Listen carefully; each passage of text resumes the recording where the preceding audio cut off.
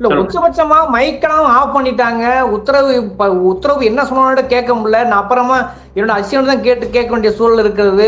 அதன் தொடர்ச்சியா இப்போ உச்சநீதிமன்றத்துக்கு மேல்முறையீடு போற அளவுக்கு போகுதுன்னா, இது அரசியல் உள்நோக்கம் கொண்டதா அல்லது இயல்பா நடக்க கொண்டதா இயல்பா கேள்வி இல்லையா? என்னதான் அங்க நடந்தது? ஜி.ஆர். சாமிநாதன் மற்றும் திரு லட்சுமி நாராயணன் அவர்கள் இந்த வழக்கில் உத்தரவு போட்டார்கள். அவர்கள் என்ன உத்தரவு போட்டார்கள் என்பது கூட மைக்கை சுவிட்ச் ஆஃப் செய்துவிட்டு போட்டார்கள். உச்சநீதிமன்றத்தில் இதற்கு இடைக்கால தடை கொடுப்பதற்கான வாய்ப்பு இருக்குது. தமிழ்நாடு அரசின் வழக்கில் இடைக்கால தடை கொடுப்பதற்கான வாய்ப்பு இருக்கு. ஏன்னா எங்களுக்கு ஆப்பர்ச்சுனிட்டியே கொடுக்கல, எங்களுக்கு பேர்.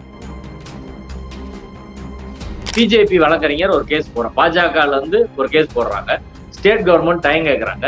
ரெண்டையும் சமமா தான் நீங்க பாக்கணும். பதில் மனு தாக்கல் செஞ்சுட்டு அடுத்த வாரம் போட்டா வானம் வில்சன் அவர்கள் சொன்னது மாதிரி வானம் இடிஞ்சு விழுத்துமா?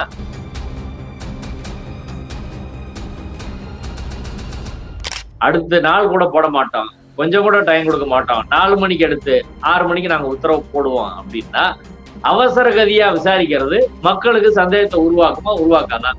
அப்போ உச்சநீதிமன்ற தலைமை நீதிபதி சொன்னதுக்கு என்ன மதிப்புன்னு கேட்கறேன் நான். பட்டியல் சமூகத்தை சேர்ந்தவர் சொல்றதை நம்ம கேட்க வேண்டியதில்லை அப்படின்னு சென்ஸ் வருமா வராதா? மக்களுக்கு சந்தேகம் வருமா வராதா?